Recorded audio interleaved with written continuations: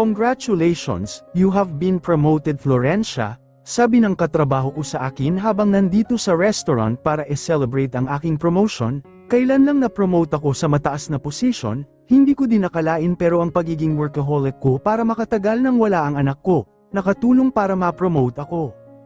Thank you, sagot ko sa kanya at saka ako ngumiti. Ngiti na agad kong tinanggal sa mukha ko nang maalala ko si Marjun at si Joselito. Maraming nagbago sa mga taong lumipas. Hindi ko akalain na kinaya ko ang 7 taon na wala si Joselito. Nawala ang anak ko, parang sa isang iglap. Grabe ang binawi ng karma sa akin. Malungkot ka na naman ba? Sabi ni Dayan na nandito rin sa tabi ko. Inimbitahan ko siya sa celebration dahil laking tulong din ni Dayan para manatili ako sa katinoan.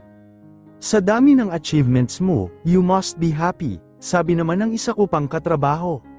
Nagtatrabaho ako sa isang fashion company, naging tapunan ko ng atensyon ng trabaho ko. Kumbaga di ako nalulungkot masyado pag nagtatrabaho ako. Ginawa kong panglibang ng utak ang trabaho, naging workaholic ako para maiwasan ang pagiging malungkot at madalas na pag-iyak. Kaya rin siguro umangat ang posisyon ko at naging VP for Affairs na ako ng kumpanya sa loob lamang ng 7 taon, pero kulang pa rin ang lahat dahil wala ang anak ko sa tabi ko. Wala ang asawa ko, wala ang pamilya ko.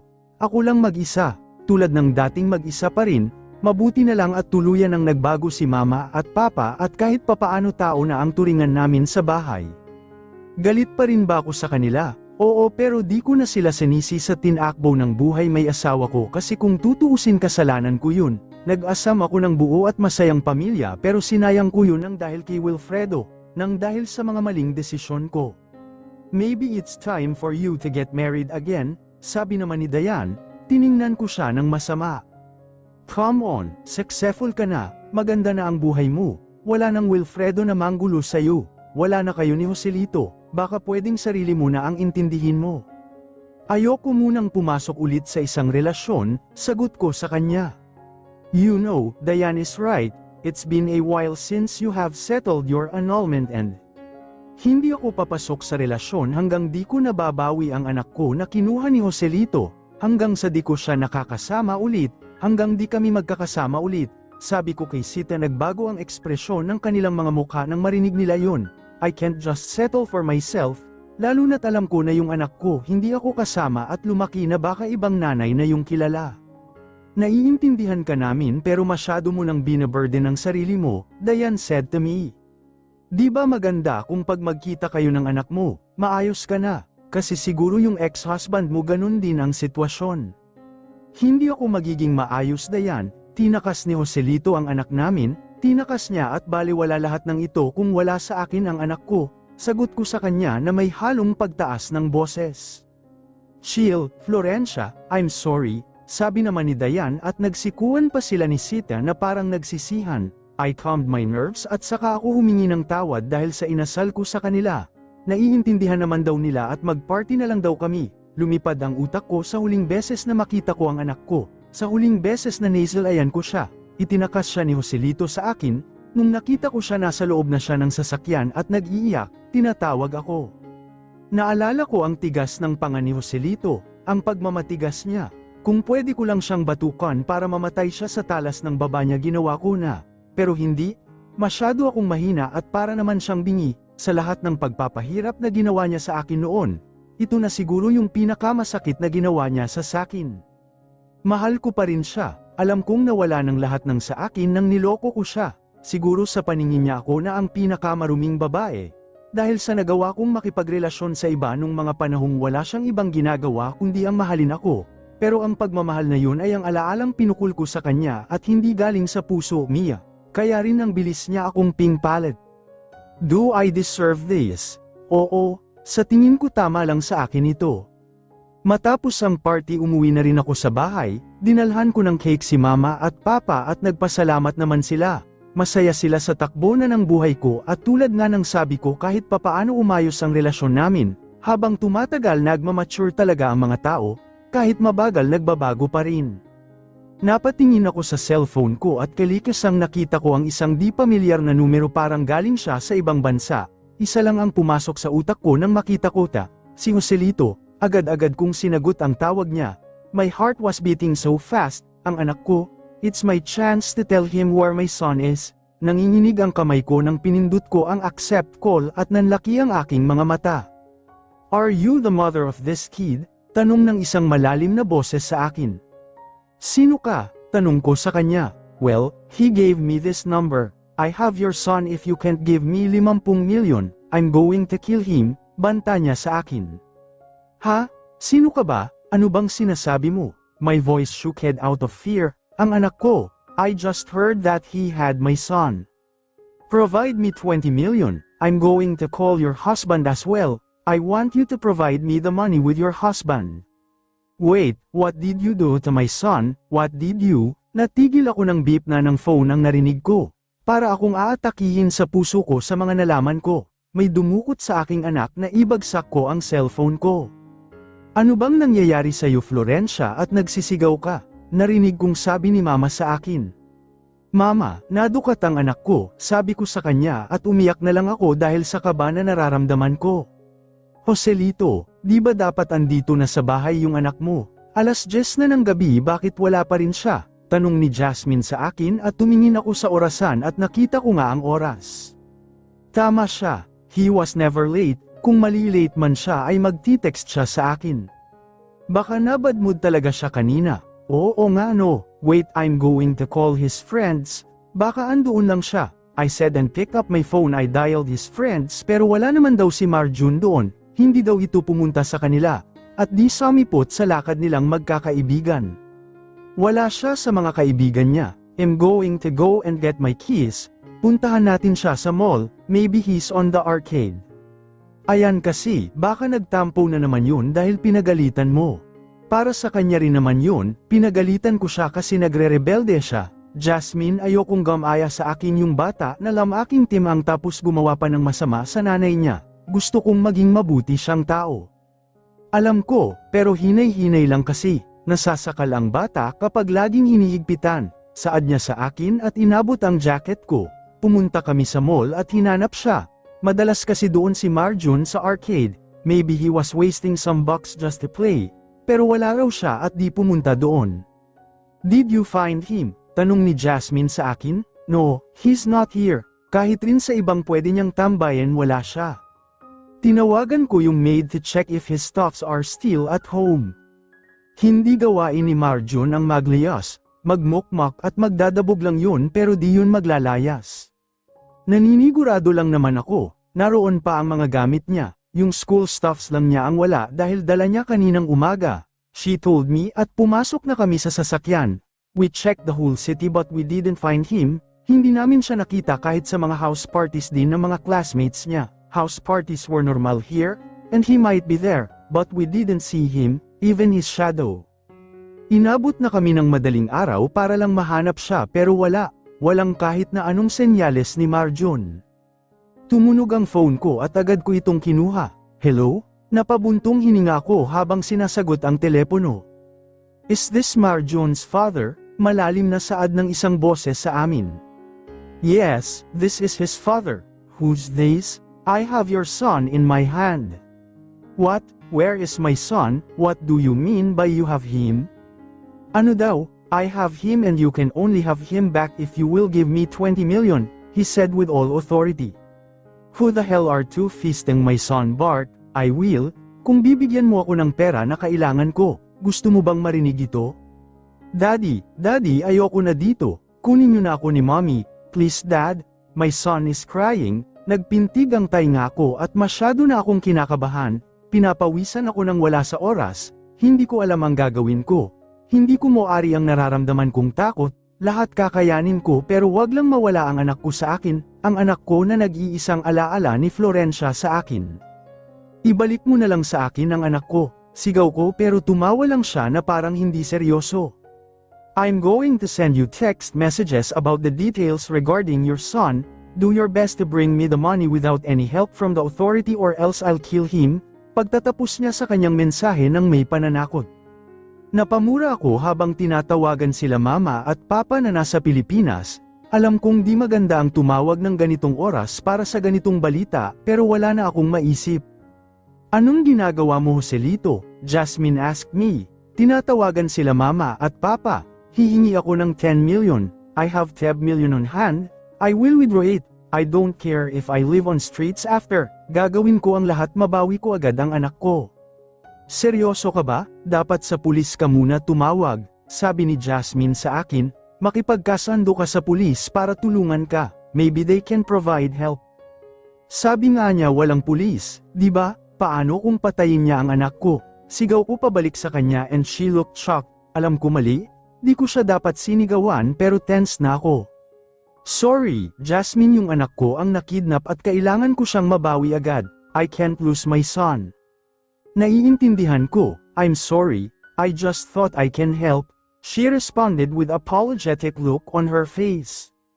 It's been 2 days since my son went missing. We didn't receive any updates from the kidnapper, and the phone number they used is not in reach anymore. Madali kong tinawagan si mama at papa para puntahan nila ako dito na dala ang kailangan kong pera. Wala akong pakialam kung magkandahirap ako. Huwag lang mawala sa akin ang nag-iisang anak ko. Nasa airport kami ni Jasmine at naghihintay sa kanila. Pero kanina na lang bago kami pumunta dito, ay nakatanggap ako ng tawag na tatawagan nila ako kung saan ko iiwan ng certain amount na kailangan nila. Gusto nilang paunti-unti naming iwanan ng pera sa mga lokasyon na nais nila. Joselito, narinig ko ang boses ni mama at agad akong napatingin sa gawin nila. I saw her with dad. Mom, dad, para akong batang yamakap sa kanilang dalawa.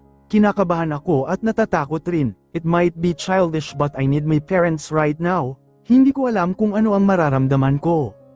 Ano bang nangyari? Bakit nadukat ang apo ko? Tanong ni mama sa akin. Mom, di ko alam, pumasok siya ng school ng umaga na yon, lagi naman siyang pumapasok sa school.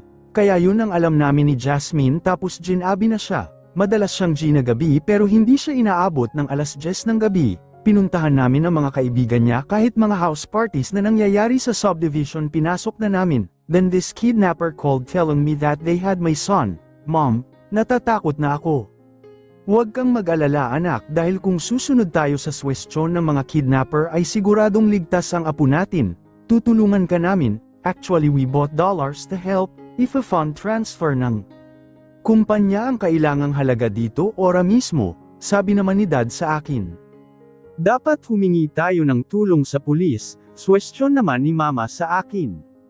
Sinabi ko na po kay Joselito yan pero di siya nakikinig sa akin, gusto niyang mabawi agad si Marjun, and I think, hassle din kung tatawag tayo sa pulis kasi baka umatras ang kidnappers. Napatingin sa akin si mama at saka malalim na huminga. Joselito, tumawag din pala ang kidnappers kay Florencia sa Manila, sabi sa akin ni mama. Florencia, it's the first I have heard her name from mom and dad. It felt nostalgic. Oo, tumawag sa akin ang kidnappers. Ako pa ata ang una nilang tinawagan kesa sayo. A soft yet rude voice spoke near me. Parang huminto ang oras nang madinig ko ang boses niya. I miss that voice. Napakalambing at gandang pakinggan. I turned at one side and I saw her. She was walking towards me. Lumapit siya sa akin at agad niya akong sinampal ng sobrang lakas. Pinagsasampal niya ako ng walang dahilan. Bakit mo pinabayaan ang anak natin ha? Sigaw niya sa akin at walang tigil sa kakahampas sa akin. Ano ba Florencia? Sigaw ko sa kanya. Ano ba Joselito? 7 taon kong di nakita ang anak ko dahil tinakas mo siya sa akin at lumaki siya na wala ako. Tapos ano? Matapos ang 7 taon ito pa ang balitang dadating sa akin ha? Nawawala ang anak ko, sabi niya sa akin at patuloy pa rin siya sa paghampas sa akin. Umiiyak siya sa harap ko, isa itong tanawin na ayaw kong makita. Siguro nga naging pabaya ako, ayokong umiiyak siya. Pwede bang itigil mo na ang pananakit kay Joselito? Jasmine asked her at pinipigil siya sa paghampas sa akin pero hindi nagpapigil si Florencia. Gigil na gigil siya dahil hindi ako sumunod sa utos ng korte. At tinakas ko nga si Marjun noon kaya siguro nagalit siya sa akin. Pero ang nasa isip ko noon ay ayokong maiwan ang bakas ng kasalanan ko sa kanya. Marjun is from my sin. Anong stop? Hoy kabit, natagurian kang feeling asawa ni Joselito tapos hindi mo man lang naalagaan ang anak ko. Sigaw naman niya kay Jasmine at sa kanya tinulak ito. Naging dahilan naman ito para matamba siya sa sahig ng airport. Jasmine has nothing to do with this, don't talk to her like that, sita ko sa kanya at saka ko pinatayo si Jasmine. walang kinalaman si Jasmine sa kahit na ano, dinamay ko lang siya. Edi sinong may kasalanan? Ako, walang dapat sisihin dahil walang may gustong mangyari ta. Diba? Umuwi na tayo para magpahinga. Baka tumawag na rin ang kidnappers mamaya. Kaya dapat kalma lang kayong dalawa. Sabi naman ni Dad sa amin kaya natigil kami ni Florencia sa pag-aaway. Pinagmasdan ko siya sa salamin ng sasakyan, halos ganun pa rin siya, parang hindi nagkaedad. Hindi pa rin nagbabago ang itsura niya at mas gumanda siya kung tutuusin. Iniisip ko paano kung di ko siya hiniwalayan, nagawa pa kaya naming ayusin ang lahat? Kaya ko ba na makalimutan lahat ng mga nagawa ko sa kanya, at mga nagawa niya sa akin? Magagawa pa rin ba naming maging masaya? Wala pa bang text sa kidnappers? Tanong ni Florencia sa akin. Out of the blue she talked to me. Her lips was shaking. Natatakot din siya. Lahat kami natatakot pero iba ang nararamdaman ni Florencia. Siguro dahil anak niya si Marjun, she feels more pain than me. As of now, wala pa. Sagot naman ni Jasmine sa kanya dahil nasa kanya ang telepono ko. Narating namin ang bahay at agad na nag-settle down si Mama at Papa. Tita Milanya, Tito Ponzi, aalis na po ako. Sa hotel na po ako tutuloy, nagpa-reserve na si Dayan sa akin sa hotel malapit dito. She said matapos niyang kumain ng almusal kasama namin. Hindi Florencia, damito ka na sa bahay. Kailangan lagi ka naming kasama pag may updates ang kidnappers, sabi naman ni Mama sa kanya. Florencia, tama si Milanya, stay here, Dad agreed. I think it's a good idea. Maganda kung dito na lang siya kasama natin, sabi ni Tito Ponzi sa akin at napatingin ako kay Joselito. No, Dad, hindi magandang idea yun. Pwede namang ma-update si Florencia pag tumawag ang kidnappers. Joselito disagreed. Ako rin naman ayokong pumayag dahil ayokong tumuloy dito. Dahil panigurado ako na dito rin nakatira ang Jasmine na yun, I'm sure they are living together. Baka nga kasal pa sila dito. Awkward lang ang magiging sitwasyon namin at saka di ko kayang tingnan ang sitwasyon nila ngayon, at saka pag mag-isa lang ako pwede kong hanapin mag-isa si Marjun. Hindi Joselito, kailangan nandito ang nanay ng anak mo, kailangan magkasama kayo, sabi naman ni Tito Ponzi, set your differences aside for a while, just for Marjun. Joselit, tama si Tito at Tita lalo na ngayon nasa panganib si Marjun, kailangan yung dalawang mag-usap ng maayos. Mas maigi kung andito si Florencia sa inyo. Saka di naman ibig sabihin na andito siya sa iisang kwarto kayo tutuloy. Di ba? Tanong ni Jasmine sa kanya. Hindi ko rin gustong makasama si Joselito sa isang kwarto. Hindi. No, doon na lang ako sa hotel, pagpupumilit ko. Alam kong halos isuka na ako ni Joselito ngayon. Ayaw niya akong makasama dahil sa nakaraan namin. Niloko ko siya. At gumanti siya. He is mad at me and I know that. Please Florencia. Kahit ayaw ni Joselito, pumayag ka na dahil alam kong nahihirapan ka rin ngayon and we need each other's support. Ikaw ang nanay ni Marjun and he needs his family at this period of time. Mama, hiwalay na kami ni Florencia, di na maganda kung magkasama pa kami sa iisang bahay. Joselito, nadukat ang anak nyo, kahit dito lang naman, babaan mo yang pride mo. Hindi naman ibig sabihin na magkasama kayo ngayon dahil kay Marjun ay magbabalikan kayo, kahit para lang sa bata. Para na rin kay Florencia na di man lang nakitang nagbinata si Marjun, bumawi ka naman kahit papaano, sabi ni Tita Milanya sa kanya. Inilibot ko ang paningin ko sa paligid habang nagsasagutan silang mag-ina. Nakita ko ang litrato ng anak ko na nakasabit at malaki ito, nakapang football na uniform pa siya doon, ang haba ng 7 taon, ang daming nagbago sa kanya, nagbinata na, naging gwapo na rin siya parang ang ama niya, halos magkahawig silang mag-ama sa mata pero, sa tingin ko sa akin niya nakuha ang pagiging baby-faced niya. Nagka-girlfriend na rin siguro siya at marami na siyang na-achieve, nakakalungkot lang na ngayong malapit ako sa kanya nasa panganib naman siya. Natatakot ako na baka may mangyaring masama sa anak ko, nagkasundo din ang mag-ina na doon ako kay Joselito tumuloy, pinasya kong matulog sa kwarto ng anak ko para kahit paano makilala ko siya. Pumasok mula sa pintuan si Joselito na may dalang kumot, unan at comforter, di pa nagpapalit ng kama si Marjun, so his bedsheet stinks. Ito yung punda sa kakumot, ay patong mo na lang, sabi niya sa akin at inilapag niya yun sa kama. Tumingin ako sa kanya, hindi ba niya pinapalitan ang bedsheet ng anak ko? We have a house rule, sariling bedsheet, sariling pallet, and your son was a bit lazy when it comes to it. Paliwanag niya sa akin, napapikit ako, wala naman akong sinasabi, pero salamat sa bedsheets. Kinuha ko ang bedsheets na nilapag niya at saka ko inilagay sa sahig para masimulan kong tanggalin ang sheets ng kama. Tama nga si Joselito, medyo madumi ito at may balat pa ng junk food na nakasilid sa kung saan-saan. Marjun, lumaki kang dugyot gaya ng ama mo. I'm not living with Jasmine if you're worrying about that, he said. Napalingon ako dahil nasa likod ko pa pala siya at nakatingin sa akin. Wala akong pakialam sa inyong dalawa. I smiled bitterly at saka ako bumantong hininga. Great, mabuti naman at wala kang pakialam, sagot niya sa akin. Tumawag o nag-text na ba ang mga kidnappers? Tanong ko sa kanya para mawala ang namamagitang tensyon sa aming dalawa. Humiling siya sa akin bilang sagot, sabihin mo sa akin pag tumawag na sila. Sagot ko sa kanya, binaliwala ko na ang presence niya dahil wala na kaming dapat pag-usapan, narinig ko na lang ang pagsara ng pintuan at napapikit na lang ako. Bakit ganun siya tumingin sa akin, bakit parang dati lang? Kinabukasan ay maaga akong bumangon. Hindi rin ako nakatulog kaya napagpas siya kung magayos na lang sa kwarto ng anak ko. Magulo ito at kalat-kalat ang mga gamit niya at kung ano-ano ang nadudukot ko sa ilalim ng kama niya. Mayroon pang magazine ng porn at bote ng Vaseline na petroleum jelly. Marjun, binata ka na talaga. Natatawa kong giit sa sarili ko. Namimiss mo ba si mommy? Tanong ko muli nang napatingin ako sa picture niyang nakadikit sa kanyang corkboard. Pinagmasdan ko ang corkboard at nakita ko ang picture naming tatlo na kinuhanan pa gamit ang Instax. Napangiti ako, namimiss mo ba noong kumpleto tayo? Tanong ko muli sa kanya. Kung hindi ako naging mahina, hindi sana mangyayari ang ganito sa pagitan namin, hindi na sana aabot sa puntong madudukot ka, kung sa simula palang pinigilan ko, wala na sanang ganito. Sana pala, hindi na lang ako naging mahina, lumaki si Marjun na hinahanap ka, hindi kanya nakalimutan kahit na nangyari ang mga nangyari dati. It was Joselito's voice, hindi na ako umimik at madali kong pinunasan ang mga luha ko, naglapag siya ng isang baso ng kape sa lamesa. Hindi niya ako hahanapin kung di mo siya tinakas noon, kung nakapag-usap kami, sana di siya naging malungkot.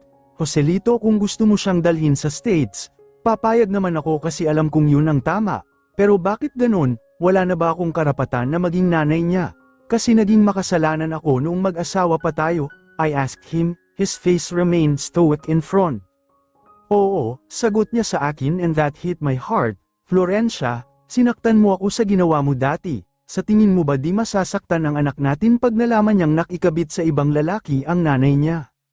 Eh ano rin bang tawag sa ginawa mo dati? Di ba nakikabit ka rin sa Jasmine na yan ha? Parehas lang tayong makasalanan, Joselito, kaya wala kang karapatan na ilayo ang anak ko sa akin kasi ako ang nanay niya. Hindi mo na nga ako pinatawad, di ba? Pero sana di mo naman kinuha sa akin ang karapatan na maging nanay ni Marjun, sana kahit yun man lang tinire mo sa akin, para kahit papaano masaya kong pagbabayaran yung kasalanan ko sa'yo. Napaupo na lang ako sa sahig kakaiyak dahil doon, iniwas niya ang tingin niya sa akin. Ang tigas niya, my sin made him hard, his phone rang kaya parehas kaming naalerto dahil dun, agad kong pinunasan ang luha ko at saka lumapit sa kanya, agad niyang kinuha ang telepono niya at sinagot yun na naka-loudspeaker para marinig ko. Hoy, may pera ka na ba? Tanong niya kay Joselito. Yes, 20 mil ayon, I have it in my bag, give me my son back now, sabi ni Joselito sa malakas na boses.